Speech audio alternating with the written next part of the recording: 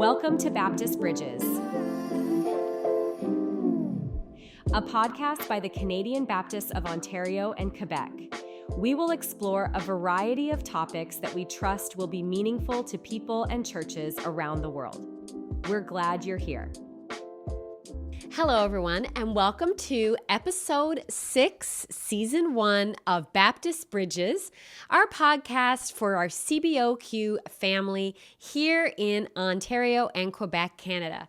Though we realize you may be listening from any faith or no faith tradition, we believe these teachings can be helpful to many of us.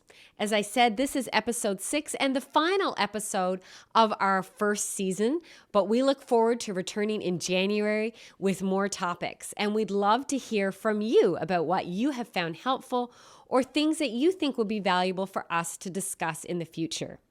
Now, at the time that we will release this podcast, we will be quite near or already in December and what we call the Advent season.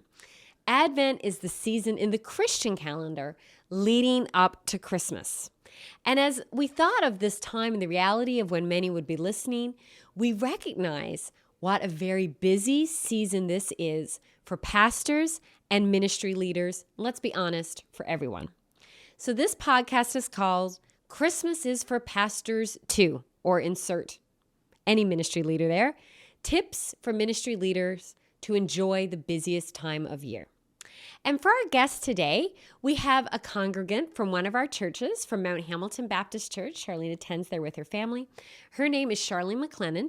She happens to be a friend of mine and also a registered social worker and practicing therapist who brings excellent insight into areas such as self-care, mental health, and so many ways that we can be managing the big things that we face in life. So welcome, Sharlene. Thanks for being here. Thank you. Can you tell us a bit more about you and the type of work that you do? Yeah, definitely. So I'm a social worker. I'm a registered social worker, and I work in the area of mental health and addiction. I work at an outpatient mental health clinic in Grimsby, Ontario, which is attached to our local hospital. And I help do mental health assessments, and I help treat people that are experiencing either serious mental health and or addiction concerns. And then I also have a small private practice where in our community where I do therapy. And I know that you've also long had a particular interest in supporting clergy and those who work in ministry or nonprofit sectors who also often need that support of the type of work you do, and that you're so valuable to speak into a topic like this, how we who are in ministry can survive the Christmas season, knowing how hard it is. You bring another really unique perspective to the discussion because you are what we call a PK, a pastor's kid. You grow up as the child of 2 Salvation Army pastors. And as we can imagine, in the Salvation Army, Christmas is particularly busy. So as you look back on that, what did you notice and experience about ministry life during Advent, December, Christmas, as you were growing up, that informs your thoughts today? Yeah, so not only that both my parents were pastors with the Salvation Army, but my sister and brother-in-law now are too. So the tradition continues. And in the Salvation Army, as you probably know, but maybe not everybody knows, is that oftentimes in Salvation Army churches, my parents didn't just have the everyday church stuff that was going on, but the added pieces that they had too would be doing the army kettles that you see in grocery stores or in the malls, raising money. Oftentimes churches would be responsible for those pieces for 6 weeks leading up to Christmas, as well as doing food hampers and those kinds of things. So my experience kind of watching and being a part of this was that church and church life ramped up actually during the Christmas period. Nothing kind of stopped. There was just a lot added on to it. And then our family kind of had to kind of wiggle around and fit into what was left over kind of at Christmas time. And so, some of our traditions and some of the things that we did were very much, bent around the church calendar and all that kind of happened. And I think the same is true when I watch my sister and brother-in-law now too. Already, we're not even quite when we're recording this, is not quite in December yet. And so many of their weekends are just taken up in new Christmas things, right? But funerals are still happening. People are still getting sick. Right. All the other things are still going still on, but there's ministry. more, right? Yeah. I love what you said there. You said our family had to wiggle around the demands of church at Christmas. And I think every person listening, if you're a pastor, if you go to a church, understand that's kind of how the December Advent Christmas season feels, that we're having to wiggle the rest of our life around the reality that this big time of year has come upon us and what we carry as pastors and ministry leaders to make Christmas meaningful for others. So as many listening will know, I pastored full-time in a church for 18 years as a lead pastor, as a pastor, a youth pastor for a couple of years, grew up in church. And I was just really quickly thinking about pastoring during the Christmas season. And as you mentioned, we're still doing funerals. We still have all our ministries. We're still meeting on Sundays, but things get added. We don't tend to take away, we add. And so here's some examples, and sometimes it's at least some or most or even all of these. So to that, we add a Christmas Eve service, sometimes also Christmas Day.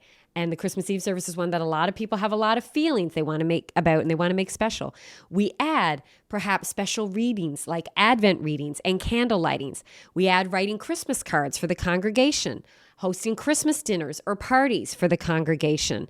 We add the Christmas give backs, the things we do to help. So some churches do hampers, Christmas shoe boxes, toy drives, those things that we do that we add. We have staff and volunteer thank you events at Christmas, children's pageants, Christmas bazaars or teas or fundraisers. I could probably keep going. And we add all that on. So Sharlene, what can pastors do to care for themselves during this season? When we think of that, what are some of the immediate things that come to mind? So they've already got this real heavy weight of caring for this congregation, and now they've added these tasks. What can we do as you just start thinking about that? Mm-hmm. Well, before I get to that, I have this image. Maybe it's because I'm thinking about Christmas, and in our house, stockings are a big deal. Like that's probably as important as the gift that shows up. Our stockings are stuffed, but in our house, stockings are always for like toiletries, and like we stock up for the year, basically in toothpaste and in mouthwash and in those kinds of items. And then every year around the beginning of December, there's like we've run out because everybody's gotten like 10 tubes. It's meant to last you all year. And then right up until that last moment, everybody has one tube left, right? And in my heart, there's not a rule. And you don't get a new one till Christmas. Well, that's it's like when there's holes in your underwear, right? It's like, wait till Exactly. Christmas. Santa's coming. Exactly. That's so when it's you not get like the new underwear. a written rule, but it kind of is. So I get annoyed one year. My husband went out and bought a new one. I was like, how dare you, right? Because it's supposed to last all year. And so what happens in our house, if you go into all of our bathrooms around this time of year, is that there are toothpastes that are being squished in some way, trying to get the last drops out, right? Trying to get that last little bit out. Sometimes there's the like cutting the top and like the scraping and so on. Everyone's trying to just make through. And I think that that's kind of how pastors kind of show up at Christmas. It's like we have a limited amount of toothpaste, right? We don't get any more than that. Toothpaste that we have is what we have. And yet we try to stretch it and push it and try to kind of get more out than is actually in there. So I think the first thing that pastors can do is think about what is your capacity, right? Just because you want to add on more things doesn't mean you have more to give, more time to give, more of those pieces. So really being mindful and considerate and thinking through what are the extra things I'm taking on in this season and what might I have to let go for this coming, season of my life that I can pick up at the end of Christmas, but that will kind of help me to keep some kind of balance when there are extras at this time of year. So you don't end up on Christmas morning or the week before Christmas with no toothpaste left and you're heading out to a party and it's just not there to give, right? What a great analogy. And I love that point that you're saying we can't actually add a whole bunch of things without taking some things away. But I know, like having pastored, some people are going to say, well, what do I take away? I can't not do the funeral. Everyone has these expectations of me. How do we respond when we're here? How do we set our congregation up to hear what we need? How do we help ourselves accept our limitations? Because sometimes that's pressure we put on ourselves. I have to add, or we don't feel like we can name that to the people we're leading because they're putting those demands on us. How do we help with that limit setting for ourselves and to help others see it? So I think some of it is being willing to tolerate, and this is a skill that sometimes we got to learn, is that sometimes the skill is learning to tolerate and to hold other people's disappointment. To say that I actually need to set these limits based on my greatest wisdom and knowledge and balancing kind of what's happening in my life.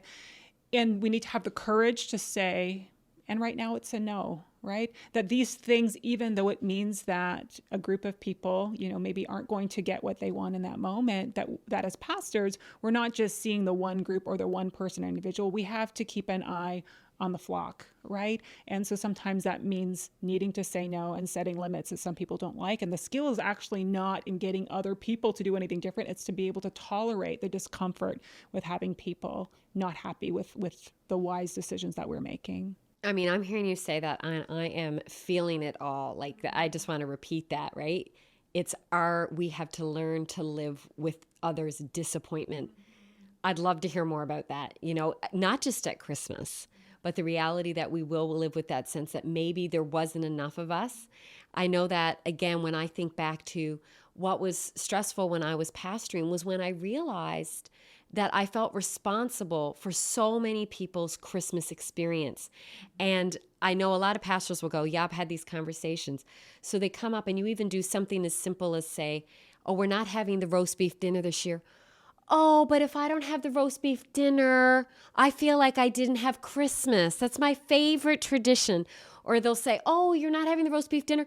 That's the only time that my child is willing to come to church. And if you don't have it, they might not come to church all year. And it goes further, right? If you don't sing this song, if we don't do this thing.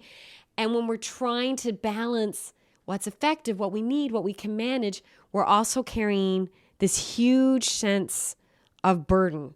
So again, how? You've said it, you've named it, we learned to live with attention. Say more about learning to live with others' disappointment. Sometimes playing the tape forward helps. So what I mean by that is if you were to fast forward through the Christmas season and get to the end of it, and you play out kind of nodding and smiling, agreeing to all the many things because everybody wants it and we don't want to say no.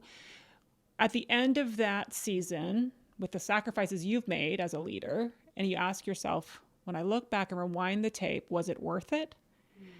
Sometimes that can be a little bit of a sense to kind of like make us a little more confident in the moment when we need to kind of go with what our gut says, which is to say no and to tolerate other people's disappointment and to do it anyways. And I think we, as pastors, we need to recognize that congregants only see the small piece of what we do. Yeah. And so that's why we can't always be swayed by, but I want this and I want this and I want this. It's coming back to the big picture, helping them see the big picture. But then really it's finding those other ministry leaders and pastors that will understand and validate that sense. And I mean, if I can just take a moment to say, pastors, I understand that weight. You care about your people. It's hard. You feel that sense. And we see you. It's hard. It's hard. And find those people that can understand that it's hard. Yeah, I think if pastors too can anchor themselves and the decisions they're making in something that we call wise mind, like where our wisdom lives, where we're taking the facts of like, where is our church going? What's important? What are our values at this time of year? While also kind of, paying attention to the emotion in the room, what our congregations are so passionate about and want in that moment. And we can kind of balance out as we're making decisions to the yeses and nos during the Christmas season. I think, too, we can feel more confident. We can tolerate more if we believe that, this is where God wants me to be right now. It's in this space. I'm making good, sound decisions, even if people don't like it and maybe aren't happy with it. I think that can anchor us sometimes when we have to make the hard choices and let some things go during these times. And nothing has to end forever. Sometimes we can step into these things. We're not doing this over Christmas. Over Christmas, these ministries are pausing. Or we're going to do one big party instead of lots of small parties for every group, or we're going to do something for that group early in January.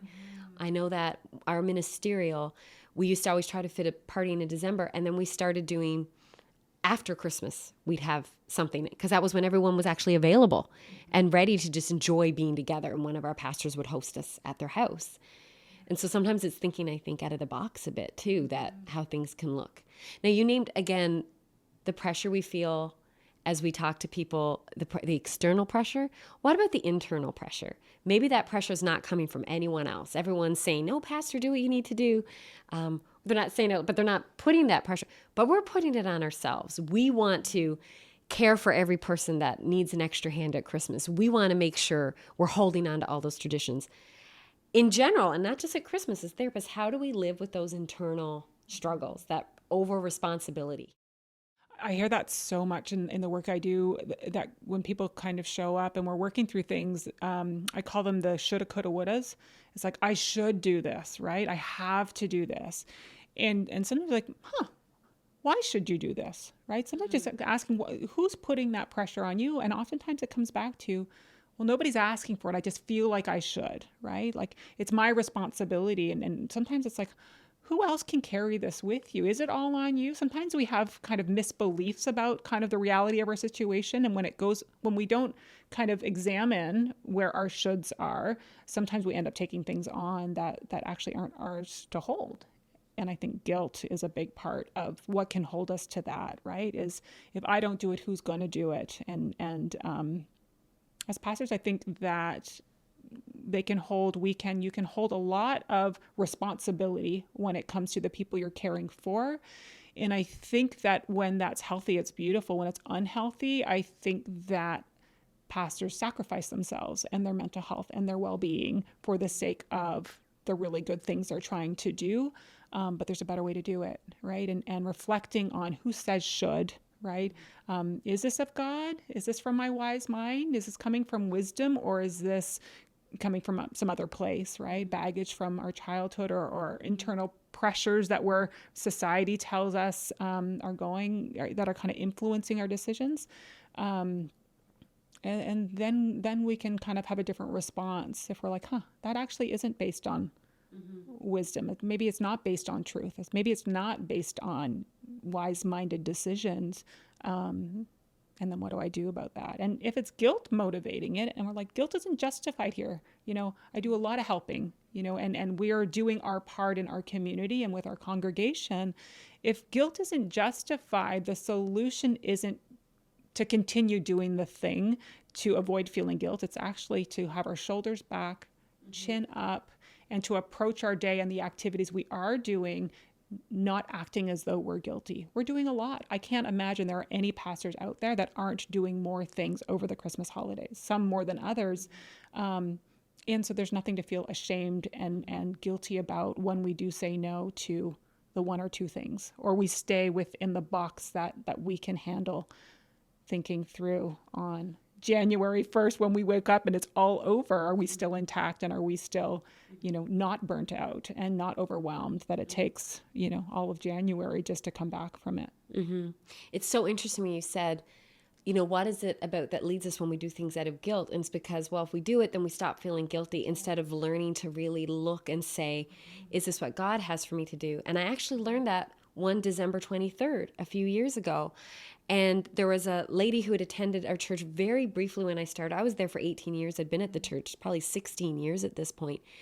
And I tried to visit a couple times a year. She was never very easy to visit. She hadn't been at the church in years and years, had absolutely no connection. But I always tried at least to make a Christmas visit.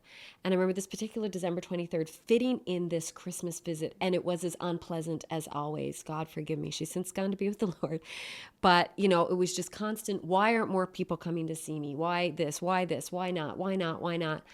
And I realized I will never visit her enough.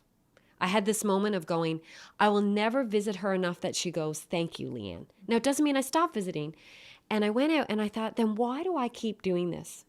And I realized that because when I didn't, I stopped feeling guilty about not doing it. Right. And I would go, oh, I'm visiting her, because then I go, oh, I don't have to feel guilty that I haven't visited her. And then the next time I go, she's going to go on and on about how I haven't visited enough. And then I realized that's not from God. Mm-hmm. Like that was not God's voice. Amen. Yes. And that was really profound. And that's what I thought about when you said. And so I started saying to it, and it was a Christmas moment. I started saying, instead, God, are you inviting me to visit today, or am I just going to stop the guilty voice in my head? So did I keep visiting her? Yeah. Did I do her funeral when she died? Was I able to do that with joy? Of course. She'd had a very hard life. There was many reasons that she struggled with many different things. Mm-hmm. there was a lot of reasons for that. But it was a shift to say, hey, what's the difference? What's motivating this moment? And it was wisdom versus guilt, right? Yeah. Now, you talked about, the things that you say sometimes pastors do, people do. You work in the mental health field, you're a registered social worker, you're a therapist. There's been lots of stuff that your profession does to set people who work in your field up to have those supports that I think we haven't done as much for pastors, right? Pastors don't always have those colleges that they have to sign up for. They don't have to, I know that you have to have supervisors that are checking in on you and so on. We try to put those things in place through roles like our regional associates and stuff, but it's not a formal process. What are some of the things that you do as social workers, therapists for each other that you think would be good practices for pastors to be learning from about caring for themselves? Yeah. So there's some things that people can do individually, and I can talk about that for sure, especially leading into when we know we're going to have stressful seasons. Stress isn't bad. It's just when we have unrelenting stress for long periods of time, and we can actually set ourselves up to tolerate those stressful periods more effectively. So I'll come back to that in a second. But one of the things that I found really, really helpful and invaluable in the work that I do. So some of the individuals I work with have multiple problems in multiple areas. Some struggle with suicidal thoughts and actions and really kind of serious, heavy behaviors. And my job is to help people in those seasons. And the one therapy that I'm trained in and that I do at our clinic is called dialectical behavior therapy. And kind of embedded in that program or in that treatment program is that each therapist that is trained in DBT has to be sitting on a consultation team. And the consultation team isn't to talk about our cases, but it's to support each other.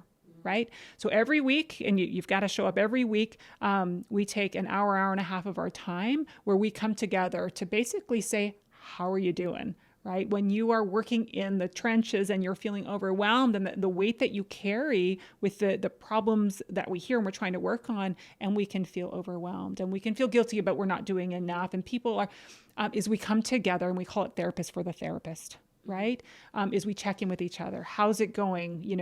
We can get some reflection back. Why are you doing that? Why do you feel guilty about that thing? And I think pastors can do that too. That's right. I think some, other probably pastors, do. Yeah. Yeah. Sometimes therapists, spiritual directors. Absolutely. And being intentional about setting that up. If it's not already set up going into the Christmas season, sometimes just tagging in, a close friend or congregant member or board member or somebody that's can keep an eye and say, can you touch base with me every week during the season just to ask me how am I doing, right? To maybe give me a little nudge if I'm, not taking care of my physical self or those kinds of pieces, right? And we've got to learn to be honest in those moments, right? To be saying, if we have this list, how can we communicate? Hopefully, we might not have a board that's easy to do with this, but we can start working towards that with saying, I want you to see how many extra things I'm doing. This is why I might not be doing some of these other things. Can you help? If you hear congregants complaining, can you help them see why? Can you join me in helping understand this? Here's some of the things I need. Hey, can I have those extra days off after Christmas because I'm tired? We all joke about the youth pastor preaching the Sunday after Christmas. That's, because the pastor needs the time. Those are things, what? Do you need to ask for extra time? Do you need to be aware if you've done every weekend? Because of course, on top of this, they are also, as pastors, you still have other humans in your life. So you all have families. It might be that you have your family, you have children at home, but you most ever likely you have parents, or you have children, or you have siblings, you have loved ones, you have your chosen families. There's absolutely no one out there that doesn't have other things that they want to be doing at Christmas. So Christmas is busy already. Kids have concerts. You have gifts to buy. So how do we also integrate that into the realities? I know that you as a family, you're a ministry family, you came up with some creative ways through the years to address, a dad and mom who were working nonstop delivering Christmas hampers up until December 25th. Some thoughts? Yeah, a couple of things come to mind. One thing is that they did set aside intentional time, is that when they were planning and saying yes to the many things, they probably said yes more than was healthy and maybe balanced. But at the same time, they were very intentional about creating sacred space to kind of carry on our traditions kind of as they were. Sometimes they were on different days than we would typically do. But one big thing is there came a time in our lives where we actually had to shift our celebration of actual Christmas and Christmas dinner and those pieces, especially when we got older and got married and my parents were still pastoring, is we had to shift it to Boxing Day. Mm-hmm. So, the kind of getting up and opening presents together and those pieces that were so special, we were like, well, we can still do that, right? There's nothing magical necessarily about this day. And to kind of save the integrity of that day and the heart of that day, we just started doing it a different day, right? To make it work because of the services. Which freed Dad up to serve the Christmas dinners at the soup kitchen and all those things, and then still hold on to those waking up at 5 a.m. and opening the stockings. Yeah. I love that. You mentioned earlier, there's two things I want to mention. You mentioned about the internal things that pastors can do. So you said there's these external things, but again, to protect that time with their families, with their loved ones, you also said internal things we can do. Yeah. So kind of as individuals, we can also take some ownership and be proactive when we know these busy seasons are going to be coming upon us, right? So what are the first things that go when we get busy? Sleep, right? We kind of go to sleep later, wake up earlier to squeeze it all in. Being really intentional about saying, how much sleep do I need as a human to kind of keep me functioning at the best kind of capacity that I can be really, really invaluable. Making sure that we're not skipping meals or kind of going for all the carbs and those kinds of pieces. And there's, we're so many treats and stuff at Christmas time. Being intentional about what we're putting in our bodies can be a really great way to kind of keep our head afloat. They reduce our vulnerabilities to stress and to being overwhelmed by emotions, just those two things alone. Say that more. I love that expression. How can we reduce our vulnerabilities? Yeah. My understanding of that idea is when we're particularly vulnerable, the emotions come quicker, right? We can get more tearful, we can get more angry, we can get more frustrated.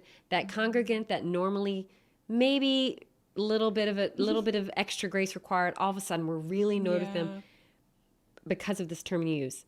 Increased vulnerabilities. What does that mean? Yeah. So our vulnerabilities are the things that make it more difficult for us to manage our emotions and to be effective in a moment, right? So when we're adding lots of extra things on and we kind of can predict we might be more stressed because we're doing more and we're trying to kind of keep a lot of balls in the air. Decreasing our vulnerabilities can go a long way. So taking care of our physical bodies, right? Feeding our bodies well, sleep is one, paying attention. Are there any medical concerns that I have? Do I have a headache today, right? How can I kind of tend to that? Do I need to go to the doctor as we kind of get in to take care of this thing that's been bugging me that might kind of act up our backs? I hear that a lot lately, right? As we're stressed and so those kinds of pieces can make a difference.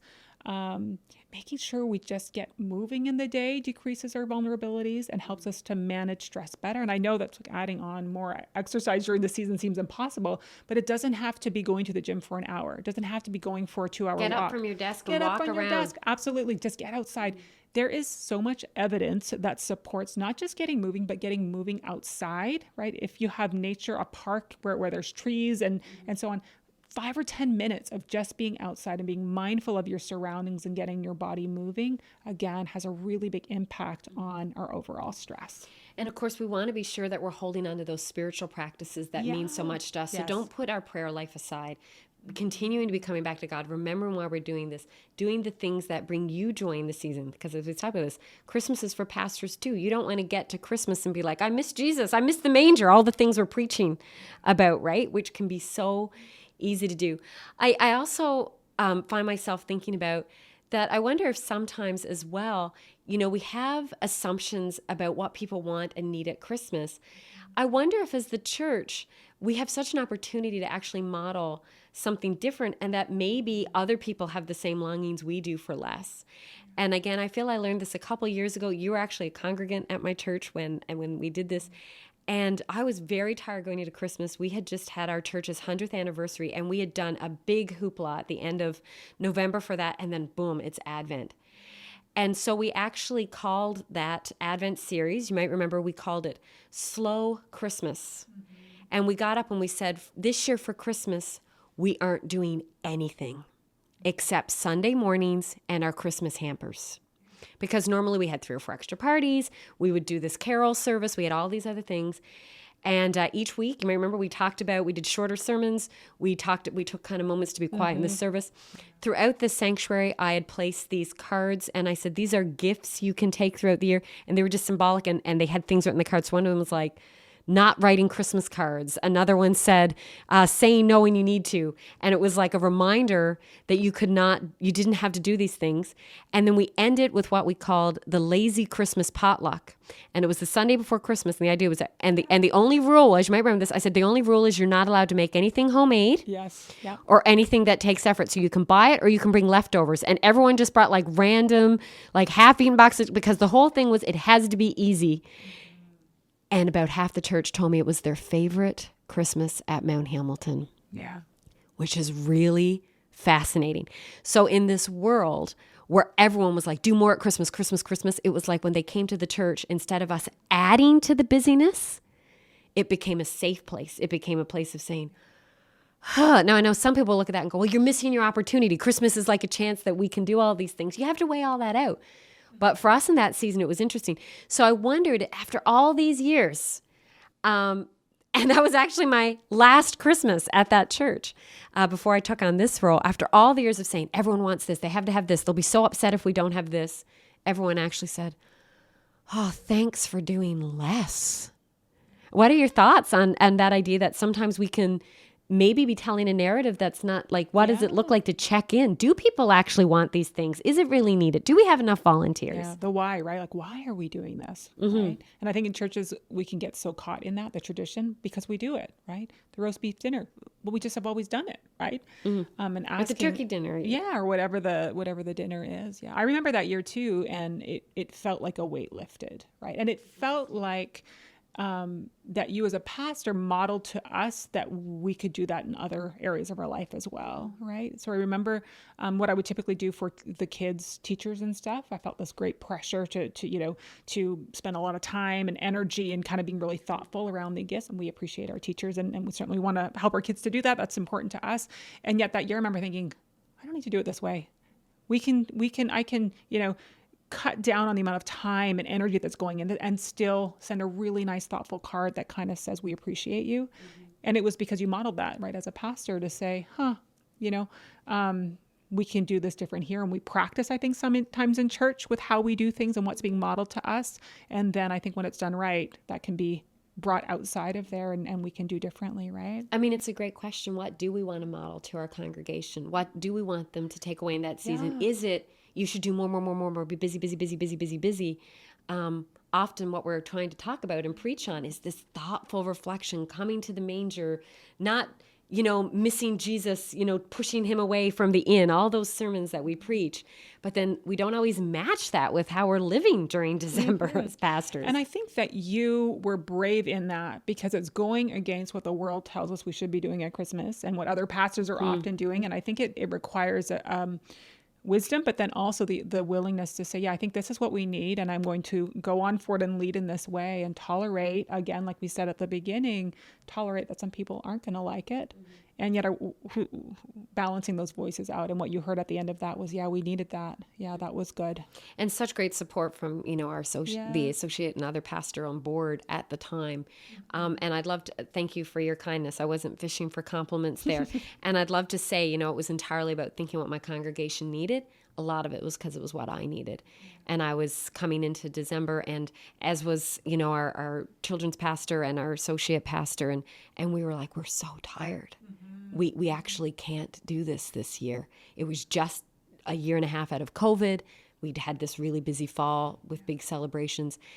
And so it did start with knowing our own limits, but it was interesting to hear that, God was able to use that when we listened to our limits and our boundaries, that God could use that. And maybe that's something we remind ourselves, that maybe the thing that you're feeling, this sense of, perhaps pastors, if you're feeling tired, you're feeling this weight, I can't do it. Maybe God has something for your whole congregation in that, and not just for you.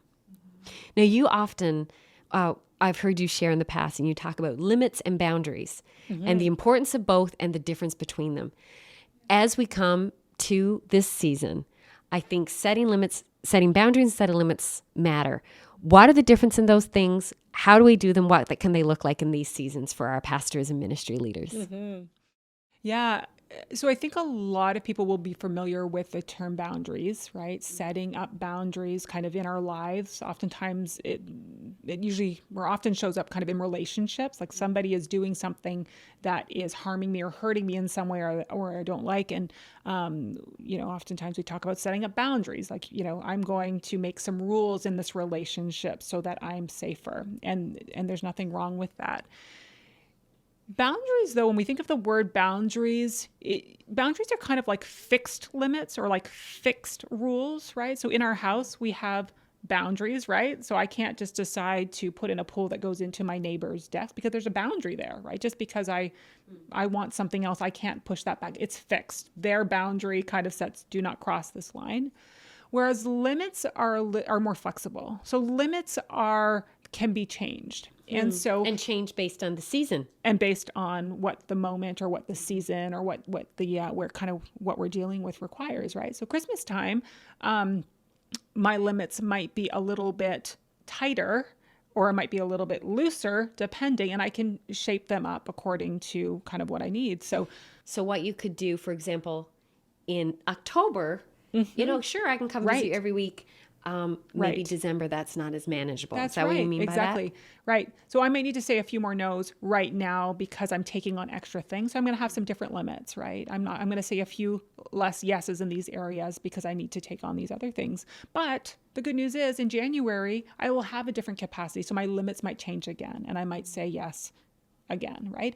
I found that very freeing for me to be like, yeah, this isn't forever, right? I don't need to kind of set this line in the sand and abide by this forever. And so I even think sometimes like when I'm not feeling well, my limits change, right? When I'm kind of run down or I have a child that's sick, right? Or I have a lot going, my limits change and that's okay, right? We don't have to have the same limits all the time.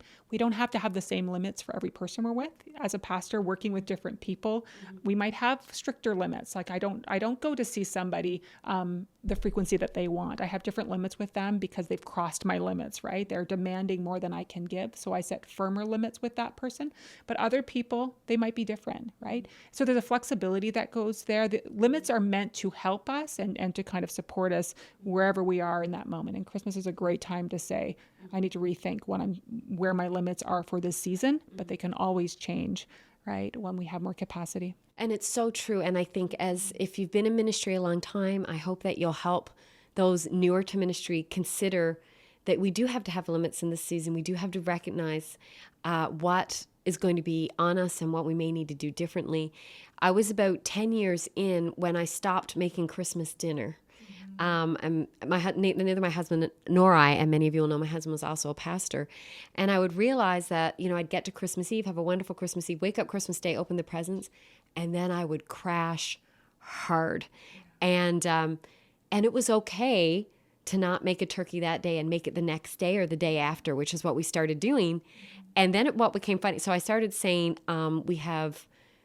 we called it appetizer Christmas. And, it was like we just buy chicken nuggets and things I could just put in the freezer. Now my kids get annoyed. This year, because I started a new job, I was like, I can make Christmas dinner again. And they're like, what? What about appetizer Christmas? Of course. Because again, each tradition just becomes its own thing. And it was okay. And they weren't going, Mom, I can't believe you didn't make a turkey Christmas Day. And that, you just kind of snuggled up and read books while we made our Lego. But it took me a few years to go, I don't want to be mashing potatoes and baking these dishes and then cleaning it up on Christmas Day. I'm too tired. And that was a limit I had to realize. So I think also looking at ourselves, looking back at what we've learned from years past. So if I can say anything to pastors, can you just please remember take a moment, if you're listening, pastors, and remember all the things you said to yourself on December 26th last year that you were going to remember for this year. All the things that you said, I'm not doing that next year. I need to do this differently. Remember that it's okay to remember these things for this year. Yeah, absolutely. Yeah. What other wisdom do you have as you think of those listening who might be coming in December and they're just gearing up for a season that's going to wear them down in lots of beautiful and good ways? Enjoy it. Yeah. Take the moments to be present. And, when you've done the work and you're sitting in the service, right? When you've, arranged for all of the hampers or the meals to go out is taking those moments to enjoy and to appreciate, I think, can go a long way too. I think we can miss the joy of Christmas because we're so busy doing, just turning our attention in an intentional way to say, look what I've done. Look who is here. Look at the faces. Look at the, kind of the outcome of my good work, can also kind of fuel a little more energy, a little more kind of to keep you going, and to remember that it's worth it and what you're doing is important. Moments. Yeah. But I know for me, every year it was Christmas Eve. That particular church always had the time of lighting candles. Yes. Many churches do this. And that final moment when I'd be able to stand at the front and I'd light that Christ candle, and I could look out and see the whole congregation, and I could just take a beat and say, look at this beautiful people God has given me the joy of serving as their faces are in these candles. Every story of the last year shining in the candlelight is such a beautiful thing. And as I think about our pastors, I pray you'll each have lots of those moments this year, that you will find Christmas is for you two pastors, because Jesus is with you this Christmas. And the person that you are calling all your congregants to remember is calling them, is saying, here I am, here's my story, that God is calling you to and saying, come to the manger. Come meet me here in the same way I have that call for you. Thank you for being here today, Sharlene, and a blessing to all of our hard-working, devoted pastors and leaders this season. We do wish you a very Merry Christmas and a beautiful, limit-full Christmas, mostly full of the grace of God. Thanks.